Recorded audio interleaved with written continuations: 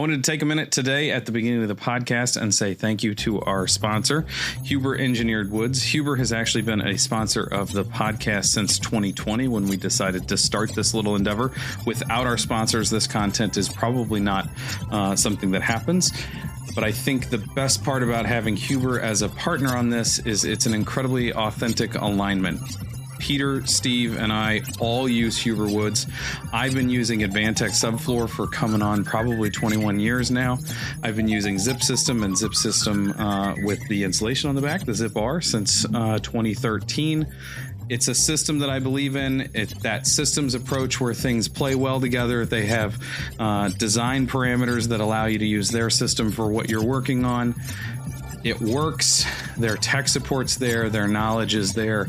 I've never had an issue with their product, and it's a great thing that they've decided to sponsor the podcast. So thank you, Huber Engineered Woods. All righty, America. You're probably wondering who the leading manufacturer of floating stairs and rail systems are. Yeah, it's ViewRail. They just happen to be the sponsor of this week's UnBuild It podcast. Yeah, ViewRail's work smarter, not harder, basic concept lets them bring you bolt together systems that are designed throughout the construction process, design process, so they can be installed in as little as 1 day. Yeah, bringing those materials, getting that stair in, and moving on is their basic concept. So it's perfect for the builders that want to keep their schedule going.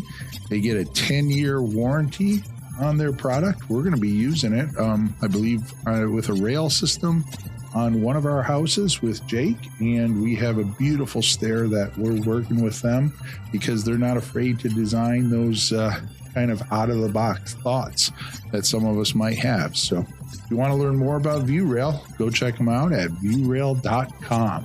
Thank you for today's sponsorship, ViewRail. Welcome to the UnBuild It podcast. I'm joined today by my usual co-hosts, Peter Yost and Steve Basic. Hey, Jake. Howdy. Gentlemen. And we're going to jump right in today. We have a couple listener questions that I'm going to read for us, and they kind of follow along a theme, but I think you'll catch on with this theme. So our first question comes from Jeff. Hey, Jeff. Hello, Jeff. Thank you for writing in. Very excited to hear Jeff's question. And now I'm definitely not reading Jeff's last name. I just started watching your YouTube channel after seeing some of your stuff on Matt Reisinger's channel. One question I've always had about the sill plate to foundation interface is why no one shifts the sill plate inward so that the sheathing is flush with the foundation wall. Seems like it would be easier and more robust for sealing it, especially if using tape. Trying to seal a L-shaped interface is kind of awkward with tape, possibly leading to wrinkles in the tape, if not wet out carefully. Maybe it's just the sheathing creates a full shingle over that sill foundation interface to shed water past it. So his theory makes kind of good sense on the surface, right? No pun intended there. Like if everything were perfectly straight, it would be easier to tape or to liquid flash or whatever. So why do we not do that? Either one of you want to share some testing that I know with the testing that you're going to reference here, because Steve puts it up in presentations with moisture meters and whatnot. Like let's have a conversation. Why don't we do this? Yeah, we tested it in North Carolina, if you remember, right? And in a 3-foot delta, we went from like 19% moisture content to 8.9 in about 3 feet. 8.9. Yeah. Mine like a steel trap. It was he's got he gave the presentation in the last 2 weeks. He's looked at the pictures. Yeah. So you're saying at the bottom edge of the sheathing panel, and this was a zip panel, right? It was a zip panel. So it was a but it was also OSB. untaped. Yep. It was untaped. Yep. So the issue there is untaped, water gets down, it sits on top of that concrete shelf, it gets wicked up by the zip board. Well, untaped and not covered. And not the house. Yeah, didn't the have house was cladding being on it framed, either. Right. So the bottom edge of the panel, or the bottom first 6 inches of the sheathing panel, the moisture meter read at 19% or something. Yes. And then you went vertically 3 feet in the same panel, and the moisture dropped by 8.9, yeah, by over half. Yeah, and just as a point of reference, the moisture meters read, the pin type moisture meters read with a percent moisture content by weight, and kiln dried's about 8%. Anywhere between 8 and 13 is great. When you get into the 15 range, that's sometimes where you can have trouble getting paint or sealants to adhere with that moisture content. And then when you get up to 19, we're talking about a good condition for mold. And then you get up to 25 or higher and you get to rot. Is there a difference at 19% between wood species or substrates? Yeah, absolutely. You either have to do a correction for spruce, pine, fir is the reference. And then there's correction tables for things like OSB, plywood, different species of wood. Unless you have like the Delmhorst BDX 30, which has a scale for plywood, for OSB, and then for all the species built into the meter. So we're going to go kind of on a tangent here because we've been dealing with this. We got a engineered wood floor on one of our projects. You and I talked about this recently, that we got in, and we were getting readings in the like 18, 19, 20% as it came out of the box. And we contacted the rep, and the rep was like, leave it in the box. It'll acclimate over the next few days. Don't worry about it. And the building's reading, the subfloor's reading at like 9%, which is what we would expect. It's been down for a while. The building's conditioned and everything. And a week out of the stuff being in the building, the floor being in the building, it's still reading at like 17 or 18. Like it hasn't moved at all. And we have a Delmhorst, and we're getting that same reading. And so then we call the rep back, and he calls the manufacturer, and they're like, we'll send you a different meter. And now I can't remember the name of the meter that they sent us. That's going to hurt the story here. Warner, maybe? No. And they're just saying like, oh yeah, you'll get a high reading. And they went back and forth on it happens, basically, is what they were telling us. And they tried to blame our moisture meter as being faulty, but we were getting our Delmhorst, which is a very expensive, high quality moisture meter, and the garbage moisture meter that the local rep had on hand. We're getting the same reading. And so what was your recommendation, Pete, for us to figure out? Do you remember what you told me to do? I have no idea what I told you to do, but I have 3 different topics that I would like to include as part of this discussion. Well, you told me to take it to our office and stick it in the oven. That was going to be one of the things.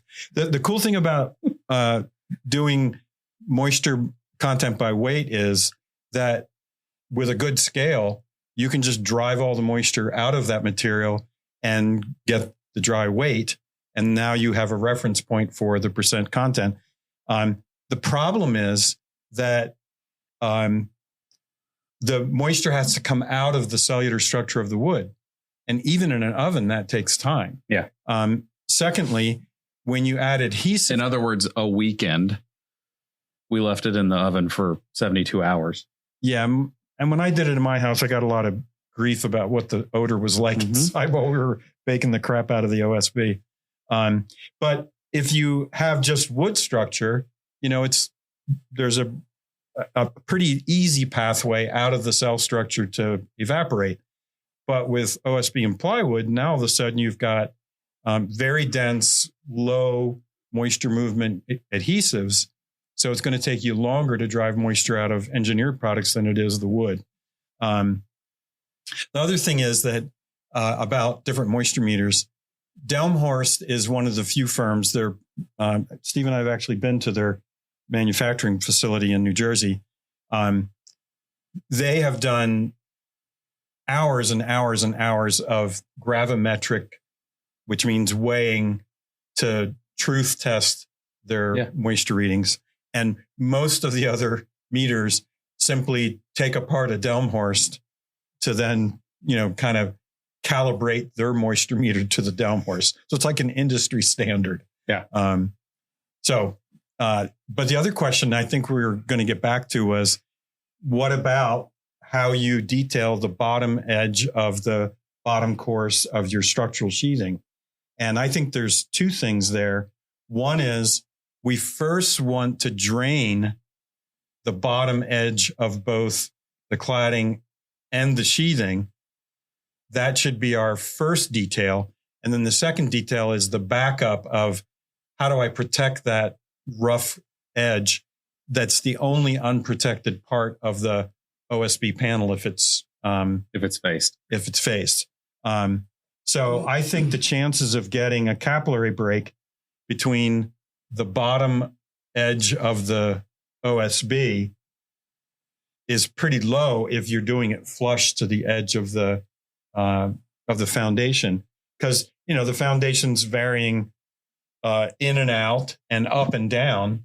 And so now, are you sure you've left that bottom edge up high enough so it's not going to, with the variations of foundation, make contact? And definitely if you throw the sheathing and let it go past on the outside, you have a much better chance of keeping that. The gap is now between the inside edge of the sheathing and the outside edge of the foundation. So there's a lot of moving parts here. And the question is, which one gives the best protection for both draining the bottom edge of the OSB, but also then preventing there being capillary communication between top of the foundation and the sheathing? Does the code address it at all? Does the code say whether or not it needs to be outboard? I don't know if it does. Well, the code addresses wood being in contact with concrete and not being. It does, but treated. You could buy wider sill-siller. Right? Yes. Yeah. I mean, I don't like it. I like having the OSB or plywood, whatever you're using, hanging out there and being able to dry to the bottom. I mean, I don't even like using the tape down there. I'd rather seal it at the mud sill and then seal the sheathing to the mud sill. That's my preferred detail, but because that allows for ultimate drying of that panel. So this is really interesting, because what you're saying is, I'd like to keep the rough edge of the bottom of that sheathing exposed to dry. Yeah. Other folks are saying, no. I want to protect it from getting wet. But how does it get wet? Well, there you go. I mean, I don't know. Well, but yeah, you do your details at the bottom of the wall with some sort of flashing detail that makes sure that the water drains where you want it to, not rolling back in against the sheathing. Well, and the other two things to think about that you kind of touched on. One, when was the last time you ever saw a perfect? Like, I work with some very good builders. Yeah. And even then, they're grinding the foundation, right? So if you say you're going to put that in, because at that same job, remember what happened? We heard a jackhammer on a brand new construction site, and we went over there, and the little ledge that they had in the middle of the house, it was out about an inch. Yeah, at least. And the building inspector told them that they had to hammer that flush with the panel. So the idea of it's not so much about hanging the panel over, it's the foundation has to be true level, right? It has to be true kind of in and out, but it also has to have perfectly true 90-degree angles at every corner. Yeah. Right. So if you don't have that, then you can't really compensate for, we'll just move everything in a half an inch or 7/16 and we'll seat the panel on there, because chances are some of it's either going to be overhanging or some of the foundation is going to be exposed or something. The beauty of overhanging the system is when you go to square up your mud sills, maybe this mud sill hangs over the corner a quarter of an inch here or an eighth of an inch to get that true 90. So it provides corrective measure if we don't do that detail. And then lastly, that detail really mucks up architectural drawings, because now I have to make sure my wall frame is set in 7/16 or a half an inch to my foundation plan. So my coordination plan I never thought of that. Isn't okay. The foundation's 34 feet. My out frame is 34 feet. No, it's 33 and an eighth now, or whatever it is, to compensate. And those are numbers no framer wants to chase. That's really interesting. I never thought about that from that perspective. Right. So I don't know. My opinion is I think this is a conversation that is a reason to have a conversation. I don't think there's any legitimacy to this conversation in my eyes. Just to tell us how you really feel. Well, I'm just saying, I appreciate Jeff writing in, but you asked my opinion, I'm going to give it to you. I don't. You just made a comment that this is a slight aside. The no framer wants to chase those numbers. My son is in high school and he's taking an architectural drafting class, and he sent me a screenshot of one of their projects was redesigning the cooking classroom. And he was like, hey, we got to redesign the cooking classroom and they're going to use our design next year for the renovation. Whoa, check it out. And he was like, what do you think? And I said, no framer is going to deal with 13 feet, 3 1/4 inches. It needs to be 13 foot 3. Yeah. And he said, it's existing. And I was like, damn, he's right. Like it is, like those windows are existing and he's marking off those windows. That's the only time it works. And he said, my architecture teacher said the same thing. And I was like, oh, well, good. The high school architecture teacher was like, cut that 1/4 inch crap out immediately. Like, thank goodness that an architecture teacher actually was teaching that. Yeah. I mean, we have the first thing my framer would be like, no, which way you want me to move it? You want me to move it up or down? Because I'm not doing 1/4 inch stuff. Yeah, we have tolerances in our office. As the details get more details, the scale rises in detail, the tolerance is a little bit more loose, meaning our foundation plans, they're usually strictly to a 2-foot dimension. And our floor plans are the same, but then you might get into something where we get down to 1/4 inch or something like that. But plans, very rarely do we tolerate 1/8 inch as a measurement on floor plans. 1/4 inch, because if you're putting a 2x4 wall centered to get 2 bedrooms at the wing of a house, you end up with that 1 3/4 spacing to get both Janie and Jill's room exactly the same. Yeah. Right. But yeah, it's that whole detail. It's funny because when I was at Artistic Homes, they did that detail. They could get away with it in New Mexico. They flushed it. And I didn't realize it until probably after we had done maybe 3,000 homes. The framer was compensating. Oh, from your drawing. From my drawing. So I always drew to the outside of the foundation. He was taking the 1/2 inch off. Why did they prefer? The framer liked it to do it that way. He was a real, let's say stickler. Like you weren't changing the way he did things. Well, I want to go back to this issue of better to have the sheathing flush with the outside edge or to overlap. And I want to look at it from the perspective of which is the best way to protect the untreated surface of the end of the panel. And I don't think there's any question that your chances of keeping that edge from being a moisture problem is way better if you lap it than if you flush it.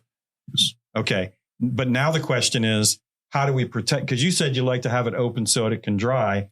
And then Jake said, well, what about splashback or, capillary action from the foundation? Yeah. The problem with, I think, analyzing something from a building science perspective is where do you stop the analysis, right?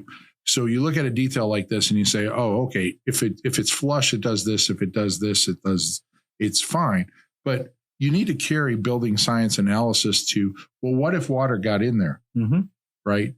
And that's what a lot of people don't do out there in the building. They just say, oh, we're going to do this. We're going to keep water out. And that's where their analysis stops. Right. But the most important question is the building's never going to get investigated because you kept water out. It's going to get investigated because what if water gets in? Yeah. Then what happens?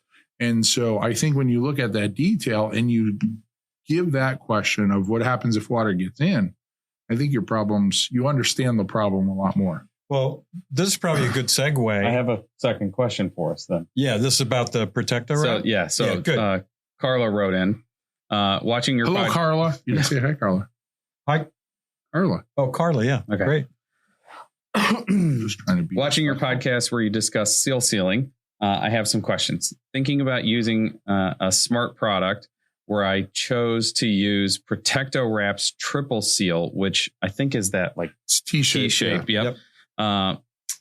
Where it has an exterior tape that spans from the concrete to the sheathing with an integrated seal gasket with a sticky butyl backing stuck to the foundation.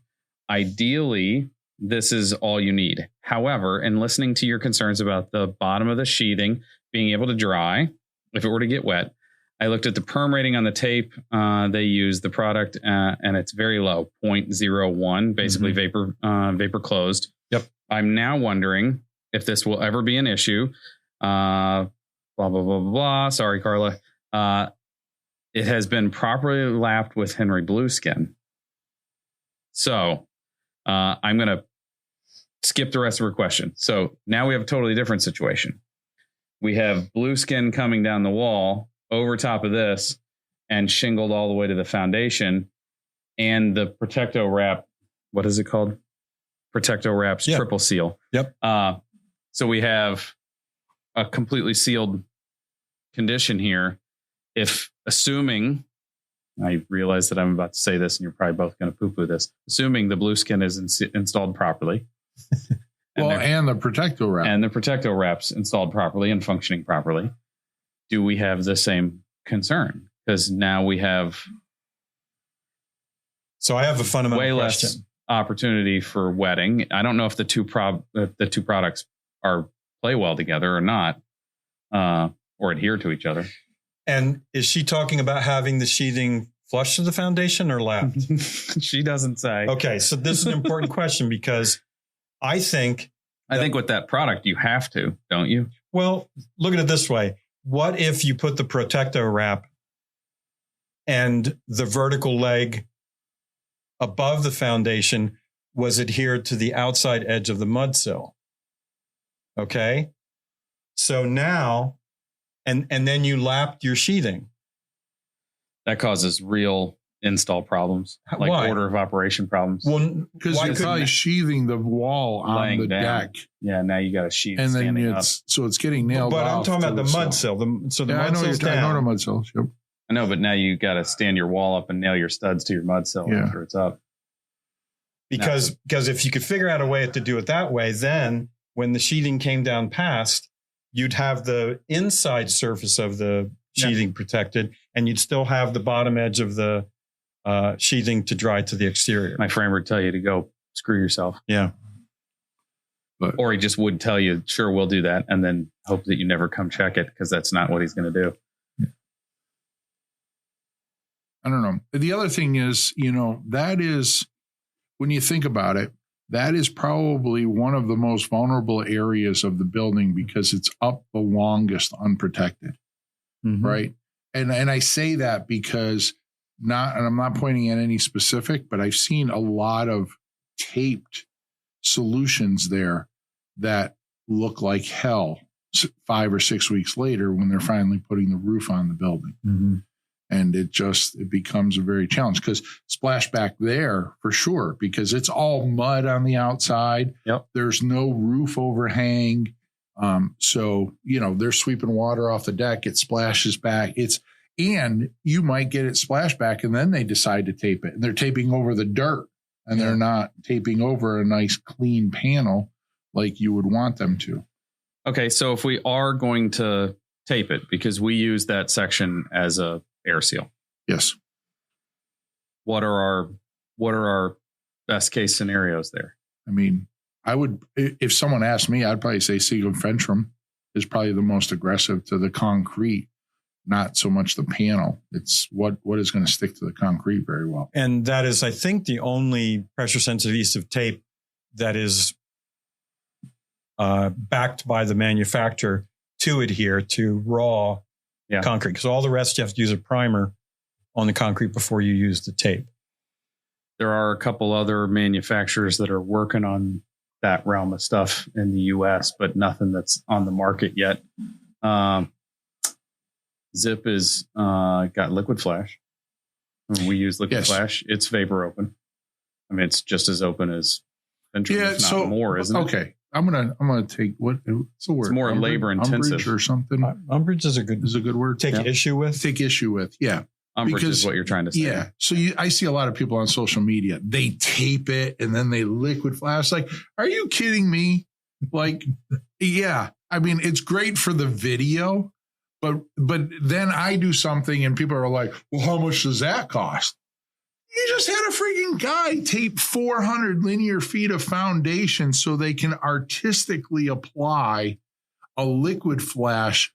We tape on the foundation because we don't want it down further on the foundation so that you can see it. But I'm it's just a pain in the butt. I get it. But it's one of those things. And I'm the very first one to say good things cost money. So it's not that I don't think it works. I'm just saying when people come down about, okay, things cost money, and then we're going around and artistically taping off the foundation to ensure we have a nice straight line, it seems a little crazy to me.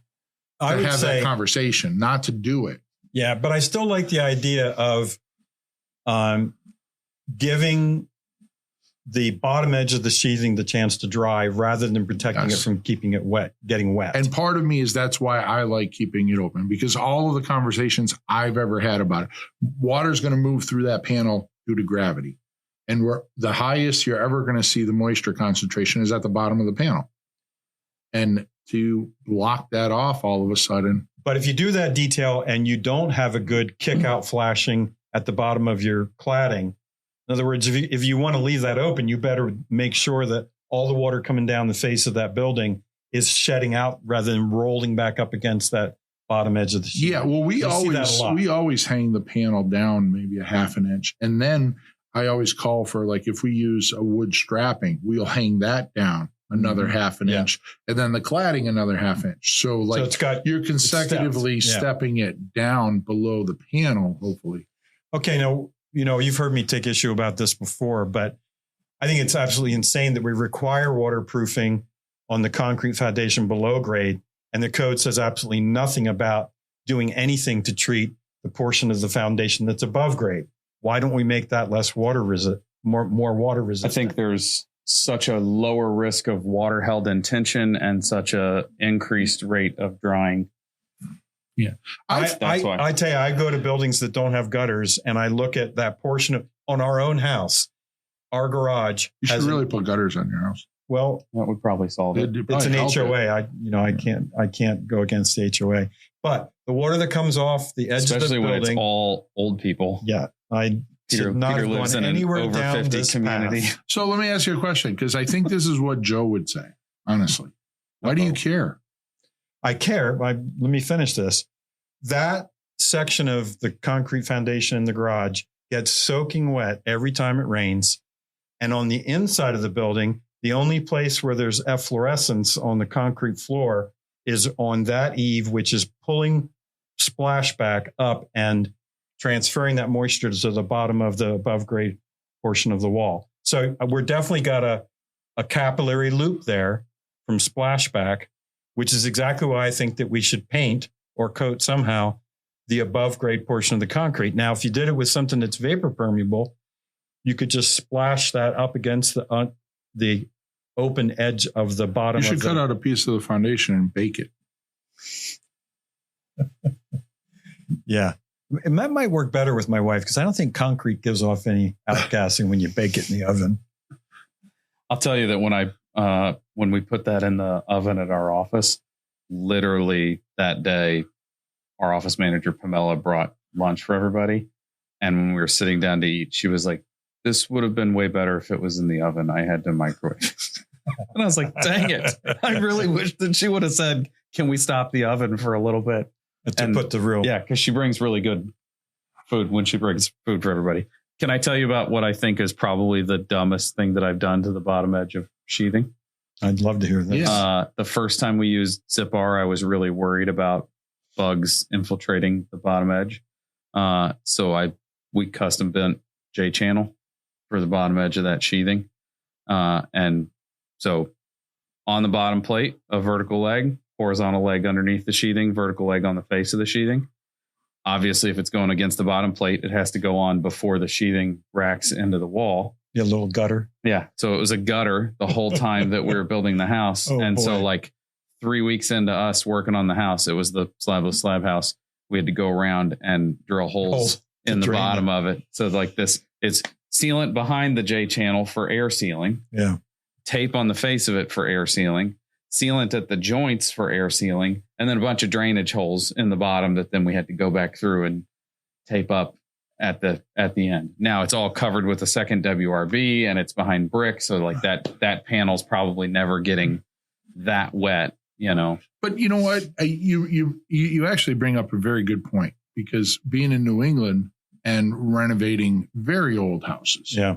Right. Like you go down there, I've deconstructed or have had projects where we've deconstructed 150, 160, 200-year-old buildings, and that board sheathing is fine down there. Right. The bottom course. It's fully intact. It's been exposed through its whole life, baked dry. And I think, you know, your recent comment there, Jake, is like, we have a tendency when we get into this building science mode, it's like we want to way overthink stuff. And like, hey, how can we solve this? How can we make this? You know what? Just leave the damn thing open. Let it get wet and let it dry. That's it. Forget about it. Don't fret over stupid stuff. I also think we're narrowing our focus down to something that is a lower risk than what most people would be worried about too. I mean, you put a rain screen on there. What risk are we rain screen, really at? Buy quality materials to begin with. Don't buy bottom of the barrel agricultural OSB to build your building out of. And that little bit of moisture is not going to be the problem. I have to say the unprotected edge of a piece of OSB is really different than the bottom course of the solid wood sheathing. Yeah, especially it's probably from a tree that was 400 years old when it was installed 200 years ago. I think we have to be a little more careful because we're using wood, you know. But I think that it's interesting that we do vapor profiles for walls, you know, opaque walls, how things move this way. The toughest things are termination points, like the bottom edge of that sheathing. I think the major problem is that people don't have details that stagger the materials as they go down and have a turnout at the bottom to make sure that water coming down the face actually sheds rather than rolls back up into the sheathing. And I think all of this is going to be way more successful, you know, statistically, if you lap rather than inset or flush. I think flush is just asking for more trouble. I think how's that for a wrap? I think that is a great wrap up point. Okay, so we're not as worried as we have to be, or we don't have to be as worried as some people might think we need to be. We need to just like everything else. If it can dry, it's not going to die. I like that. I haven't heard that before. Is that new? That's pretty cool. I think I have to do a wing nut test video on how to properly bake OSB. And I'm going to have, instead of my wing nut hat, I'm going to have a baker's hat. And I'm going to do like the British baking show. Pretty cool. It's not. No? Also, when you said gravimetric readings, you said weigh instead of mass. Just so we're clear. Just in case anybody was screaming at weight is measurement of mass. Yeah. If we're getting scientific here. I like it. Thank you for watching the UnBuild It podcast today. Steve, do you have any closing remarks for us? I do. You're not going to believe it. So after 50 some odd years, my wife and I switched places in bed. So I started sleeping on the left side. But I woke up the other morning and said, this just ain't right. See how I allowed him to do that? I could have closed it out without kicking it back then. I thought it was good, something about getting up on the wrong side of the bed in the morning, but maybe another day on that one. Could be. Okay. Until next time, have a good day. See ya. Bye now.